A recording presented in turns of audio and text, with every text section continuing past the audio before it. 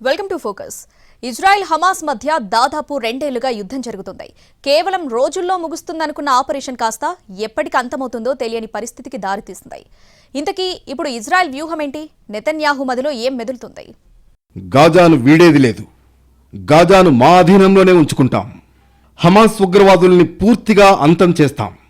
Israel ప్రధాని Benjamin Netanyahu నోటి నుంచి వస్తున్న మాటలివి. ఇంతకీ నెతన్యాహు కొత్త వ్యూహం ఏమిటి అంటే గాజాను పూర్తిగా తమ అధీనంలో తెచ్చుకోవడం. అవును, ఇజ్రాయెల్ కొత్త వ్యూహం ఇదే. ఇప్పటికే గాజాలో 2/3 భాగం ఇజ్రాయెల్ సైన్యం అధీనంలో ఉంది. మిగతా ప్రాంతాన్ని కూడా తమ అధీనంలోకి తీసుకోవాలన్నది ఇజ్రాయెల్ ప్రధాని బెంజమిన్ నెతన్యాహు వ్యూహమని తెలుస్తోంది. హమాస్ ఉగ్రవాదుల ఏరువేత లక్ష్యంగా దాదాపు 2 ఏళ్లుగా ఇజ్రాయెల్ సైన్యం గాజాలో దాడులు చేస్తోంది. హమాస్ స్థావరాలపై తరచూ వైమానిక దాడులు చేస్తూనే ఉంది.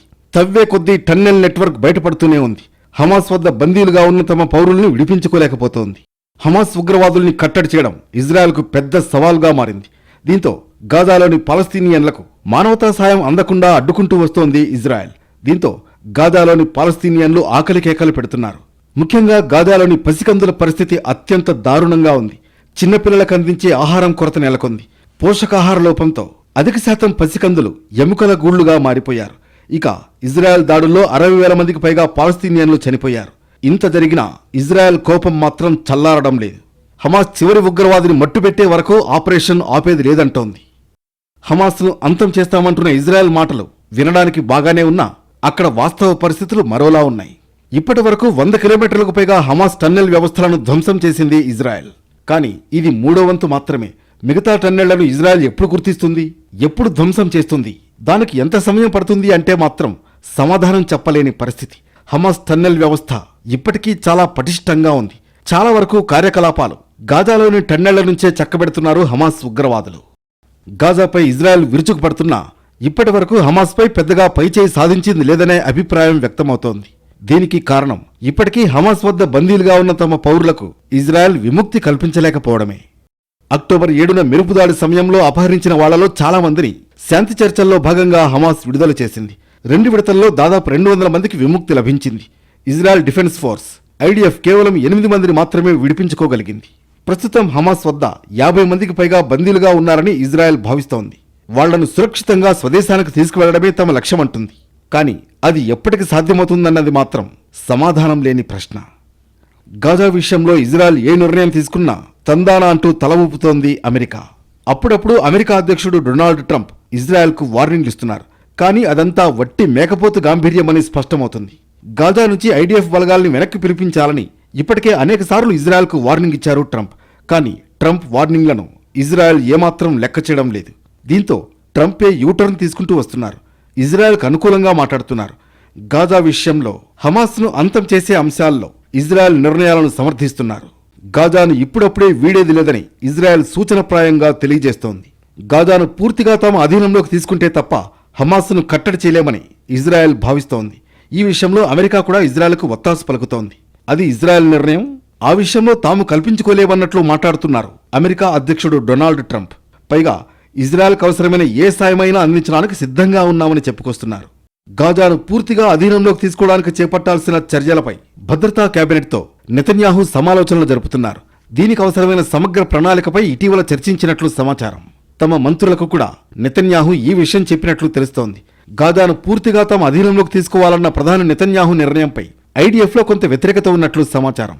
కానీ ఈ విషయంలో ముందుకు వెళ్లడం మినహా మరో మార్గం లేదని నెతన్యాహు వివరించినట్లు తెలుస్తోంది. గాజాలోని 75% భూభాగం ప్రస్తుతం ఐడిఎఫ్ అధీనంలో ఉంది. కొత్త ప్లాన్ ప్రకారం మిగతా 25% భూభాగాన్ని కూడా ఇజ్రాయెల్ తన అధీనంలోకి తీసుకుంటుంది. అయితే ఇదేమీ ఆషామాషీ వ్యవహారం కాదు. ఈ విషయంలో దూకుడుగా ముందుకు వెళ్లే అవకాశం లేదు. అడుగడుగునా సవాళ్లను ఎదుర్కోవాల్సి ఉంటుంది. ల్యాండ్ మైన్స్ దగ్గర నుంచి హమాస్ మెరుపుదాడుల వరకు తట్టుకుని నిలబడాల్సి ఉంటుంది. ఫలితంగా ఐడిఎఫ్ భారీ ప్రాణ నష్టాన్ని చవిచూసే ప్రమాదం ఉంది. ఈ కారణంగానే ఐడిఎఫ్ కాస్త వెనకడుగు వేస్తున్నట్లు తెలుస్తోంది. గాజాను పూర్తిగా స్వాధీనం చేసుకోవాలంటే ఆచితూచి అడుగులు ముందుకు వేయాలన్నది ఐడిఎఫ్ సూచన. అంటే గాజాను పూర్తిగా స్వాధీనం చేసుకోవడానికి సంవత్సరాలు గడిచిపోతుంది. దీంతో ఈ అంశంపై ఇజ్రాయెల్ సెక్యూరిటీ కమిటీలో భిన్నాభిప్రాయాలు వ్యక్తమైనట్లు సమాచారం. ఇజ్రాయెల్ తాజా వ్యూహాన్ని పాలస్తీనా అథారిటీ PLO తీవ్రంగా వ్యతిరేకిస్తోంది. ఇజ్రాయెల్ దుష్ట ప్రయత్నాల్ని ప్రపంచ దేశాలు అడ్డుకోవాలని కోరింది. అంతర్జాతీయ సమాజం జోక్యంతోనే హమాస్ ఇజ్రాయెల్ యుద్ధం ముగుస్తుందన్నది పిఎల్ఓ వాదన. అయితే ప్రస్తుతానికి ఇజ్రాయెల్ను దాడులు ఆపమని చెప్పేవాళ్లు ఎవరూ లేరు. చెప్పినా వినే పరిస్థితిలో నెతన్యాహు లేరు. ఏ విషయంలోనైనా మొండిగా ముందుకు వెళ్లడమే ఆయనకు తెలుసు. ఒకవేళ గాజాను పూర్తిగా స్వాధీనం చేసుకునే దిశగా ఇజ్రాయెల్ చర్యలు చేపడితే బలయ్యేది పాలస్తీనియన్లే. దీంతో మృతుల సంఖ్య 1,00,000 దాటినా దాటొచ్చు. గాజాను పూర్తిగా తమ ఆధీనంలోకి తీసుకోవాలని నెతన్యాహు ఎందుకు భావిస్తున్నారు? ఈ ప్లాన్ని ఐడిఎఫ్ ఎందుకు వ్యతిరేకిస్తుంది? గాజా అంటే 141 చదరపు కిలోమీటర్ల ప్రాంతం. పైగా అక్కడ జనసాంద్రత ఎక్కువ. ప్రస్తుతం 75% భూభాగాన్ని ఐడిఎఫ్ తన అధీనంలోకి తీసుకుంది.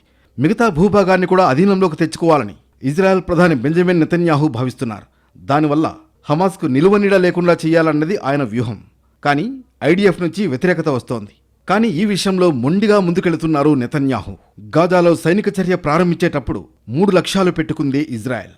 అందులో మొదటిది హమాస్ను ఓడించడం, రెండోది బందీలను విడుదల చేయడం. ఇక 3వ లక్ష్యం హమాస్ నుంచి ఇజ్రాయెల్కు భవిష్యత్తులో ఎలాంటి ముప్పు లేకుండా చూసుకోవడం. అయితే ఇప్పుడు ఇజ్రాయెల్ వ్యూహం మార్చింది. 22 నెలలుగా యుద్ధం చేస్తున్నా అనుకున్న లక్ష్యం మాత్రం నెరవేరలేదు. దీంతో వ్యూహాలకు పదును పెట్టారు నెతన్యాహు.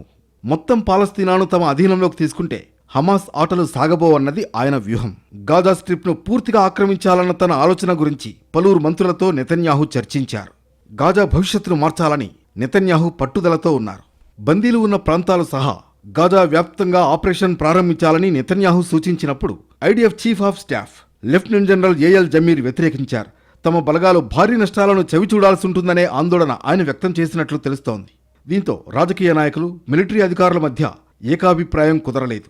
దాడుల్ని విస్తృతం చేస్తే హమాస్ దగ్గర బందీలుగా ఉన్న తమ పౌరుల ప్రాణాలకు ముప్పుంటుందని వాళ్లు చెప్పినట్లు తెలుస్తోంది. ఈ అంశంలో ఆర్థిక మంత్రి బెజల్ స్మాట్రిచ్, జాతీయ భద్రతా మంత్రి ఇత్మార్ బెన్ గ్విర్ నుంచి నెతన్యాహుకు మద్దతు లభించింది. గాజాలో ప్రస్తుతం 20 లక్షల మందికి పైగా పాలస్తీనియన్లు నివసిస్తున్నారు. గాజాను కనుక ఇజ్రాయెల్ స్వాధీనం చేసుకుంటే వాళ్ల పరిస్థితి ఏమిటన్నది ఇంకా తేలలేదు. జనాన్ని ఎక్కడికి తరలిస్తారన్న దానిపై స్పష్టత లేదు. గాజాను ఇజ్రాయెల్ పూర్తిగా ఆక్రమించే విషయంలో అమెరికా స్టాండ్ ఏమిటన్నది ఆసక్తికరంగా మారింది. ప్రస్తుతం ఇజ్రాయెల్ ప్రభుత్వంతో చర్చలు జరుపుతున్నట్లు చెబుతున్నారు మధ్యప్రాచ్యం అమెరికా రాయబారి స్టీవ్ విట్కాఫ్. యుద్ధానికి ముగింపు పలకాలన్న దానిపై చర్చలు కొనసాగుతున్నాయన్నారు. గాజాలోని మిగతా ప్రాంతాలను ఆక్రమించాలన్న ఇజ్రాయెల్ ప్రధాని నెతన్యాహు వ్యూహాన్ని ఐడిఎఫ్ వ్యతిరేకించడానికి అనేక కారణాలున్నాయి. ప్రపంచంలోనే అత్యంత శక్తివంతమైన సైనిక బలగాల్లో ఇజ్రాయెల్ డిఫెన్స్ ఫోర్స్ ఐడిఎఫ్ ఒకటి. అత్యాధునిక టెక్నాలజీతో రూపొందించిన ఆయుధాలు ఐడిఎఫ్ వద్ద ఉన్నాయి. అంతేకాదు, శత్రువును చావుదెబ్బ తీయగల వ్యూహాలను ఐడిఎఫ్ అమలు చేయగలదు. కానీ సమస్య అంతా సిబ్బందితోనే. ఇజ్రాయెల్ సైనికులు మిగతా దేశాల సైనికుల్లా సుశిక్షితులు కారు. యుద్ధభూమిలో పరిస్థితులను తట్టుకుని నిలబడేలా వాళ్లకు శిక్షణ ఉండదు. దీనికి కారణం ఇజ్రాయెల్ సైన్యంలో పనిచేసే వాళ్లలో ఎక్కువ మంది సాధారణ పౌరులు. వీళ్లంతా కొంత సమయం కోసం సైన్యంలో చేరతారు. శత్రు వ్యూహాల్ని అర్థం చేసుకుని ముంచుకొస్తున్న ముప్పును తప్పించుకోగల నేర్పరితనం వీళ్లలో చాలా మందికి లేదు. కనుక హమాస్కు పట్టున్న ప్రాంతాలకు ఐడిఎఫ్ బలగాలను పంపితే తీవ్రంగా నష్టపోవడం ఖాయమనే అభిప్రాయం వ్యక్తమవుతోంది. మరీ ముఖ్యంగా అత్యంత కిరాతకంగా ప్రత్యర్థిపై దాడులు చేసే హమాస్ ఉగ్రవాదులను ఎదుర్కోవడం పూర్తిస్థాయి శిక్షణ లేని ఐడిఎఫ్ సైనికులకు సాధ్యం కాదనే అభిప్రాయం కూడా వినిపిస్తోంది. అందువల్ల హమాస్తో వీళ్లు తలపడితే భారీగా ప్రాణనష్టం ఉంటుందని ఐడిఎఫ్ ఉన్నతాధికారులు భావిస్తున్నారు. ఈ కారణంతోనే గాజాలో పూర్తిస్థాయి ఆక్రమణ వద్దని ఐడిఎఫ్ అధికారులు ఇజ్రాయెల్ ప్రభుత్వానికి చెబుతున్నట్లు తెలుస్తోంది. గాజాను పూర్తిగా తమ అధీనంలోకి తీసుకున్న ఆ ప్రాంతంలో ప్రజాపాలన వ్యవహారాలకు దూరంగా ఉండాలని ఇజ్రాయెల్ భావిస్తోంది. దీనివల్ల ఇజ్రాయెల్పై ఆర్థిక భారం పడదు. ఇక కీలక అంశాలను మాత్రమే తమ అధీనంలో ఉంచుకోవాలని భావిస్తోంది ఇజ్రాయెల్. ప్రధాన రహదారులు, కూడళ్లు, సరిహద్దును దాటే ప్రాంతాలు, మౌలిక వసతులను తమ అధీనంలో ఉంచుకోవాలన్నది ఇజ్రాయెల్ వ్యూహం. గాజాను పూర్తిగా తమ అధీనంలోకి తీసుకుని పరిపాలనా వ్యవహారాలను పట్టించుకోమంటే కుదరదనే అభిప్రాయం కూడా వ్యక్తమవుతోంది.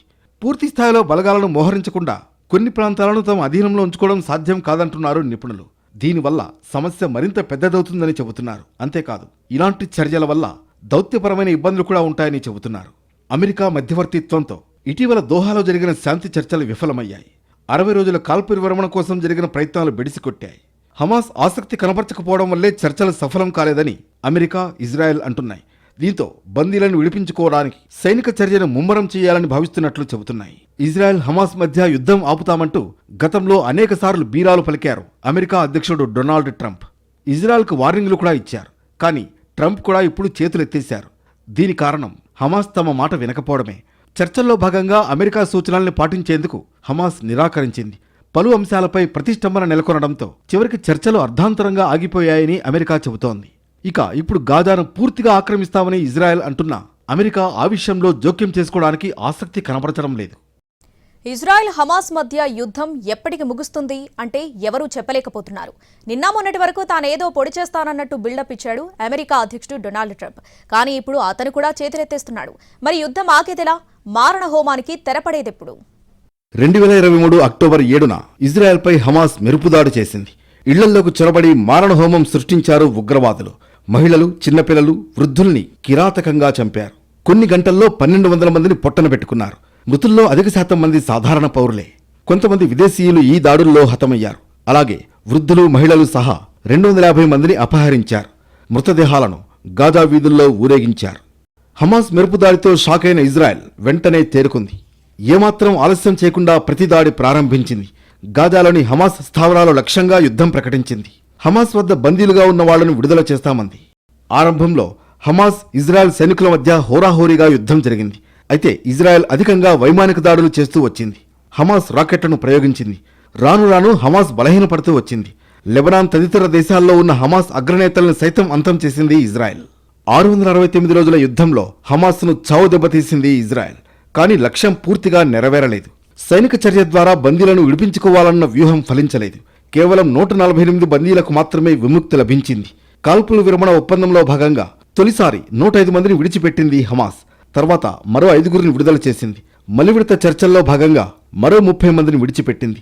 8 మంది బందీలను ఐడిఎఫ్ సైనికులు విడిపించారు. గాజా భూగర్భంలో హమాస్ ఏర్పాటు చేసుకున్న టన్నెల్ వ్యవస్థను ధ్వంసం చేసింది. సుమారు 100 కిలోమీటర్ల టన్నెల్ నెట్వర్క్ను నిర్వీర్యం చేయగలిగింది. దీనికోసం అత్యాధునిక సాంకేతిక పరికరాలు, ఆయుధాలను వినియోగించింది ఇజ్రాయెల్. కలుగులో దాగిన ఎలుకల్లా చాలామంది హమాస్ ఉగ్రవాదులు హతమయ్యారు. వాళ్లతో పాటు కొందరు బందీలు కూడా ప్రాణాలు కోల్పోయారు. యుద్ధానికి ముందు హమాస్ వద్ద 20,000 నుంచి 30,000 మంది ఫైటర్స్ ఉన్నట్లు తెలుస్తుంది. యుద్ధంలో ఇందులో సగానికి పైగా చనిపోయారు. కానీ 60,000 మందికి పైగా సాధారణ పాలస్తీనా పౌరులు ప్రాణాలు కోల్పోయారు. ఇందులో అభం శుభం తెలియని చిన్నారుల దగ్గర నుంచి మహిళలు అధిక సంఖ్యలో ఉన్నారు. ఐక్యరాజ్య సమితి శరణార్థి శిబిరాలు, ఆసుపత్రులను కూడా లక్ష్యంగా చేసుకుని ఇజ్రాయెల్ వైమానిక దాడులు చేయడం వల్ల సామాన్యులు ఎక్కువ మంది ప్రాణాలు కోల్పోయారు. ప్రస్తుతం గాజాలో పరిస్థితులు అత్యంత దారుణంగా ఉన్నాయి. ఇక్కడున్న పాలస్తీనియన్లకు ఆహారం, ఔషధాలు అందడం లేదు.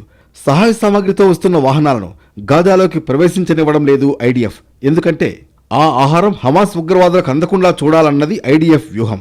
కానీ దీనివల్ల పసికందులకు కూడా ఆహారం దొరక్క బక్కచిక్కిపోతున్నారు. చాలామంది పౌష్టికాహార లోపంతో చావుకు దగ్గరగా ఉన్నారు. అమెరికా అధ్యక్షుడు డొనాల్డ్ ట్రంప్ బీరాలు పలికినా యుద్ధాన్ని మాత్రం ఆపలేక ఆఖరికి చేతులెత్తేశారు. పలు సందర్భాల్లో ఇజ్రాయెల్ ప్రధానికి కూడా వార్నింగ్లు ఇచ్చారు. డెడ్లైన్లు పెట్టారు ట్రంప్. కానీ అవేవీ పనిచేయలేదు. ఇప్పుడు ఇజ్రాయెల్కు వంతపాడుతున్నారు ట్రంప్. ఇజ్రాయెల్ ఏం చేసినా అది ఇజ్రాయెల్ ఇష్టమని, తమకు సంబంధం లేదని తేల్చి చెప్పేశారు. యుద్ధానికి ముగింపు పలికే విధంగా గాజా స్ట్రిప్ నంతటినీ తమ అధీనంలోకి తెచ్చుకుంటామంటున్నారు ఇజ్రాయెల్ ప్రధాని నెతన్యాహు. అయితే దీన్ని ఐడిఎఫ్ వ్యతిరేకిస్తున్నా చివరికి అధినేత ఆదేశాలను పాటించక తప్పని పరిస్థితి. నేడో రేపో ఆ దిశగా ఇజ్రాయెల్ అడుగులు వేసే అవకాశం లేకపోలేదు. అదే జరిగితే అది ఎలాంటి పరిణామాలకు దారితీస్తుందో చూడాలి.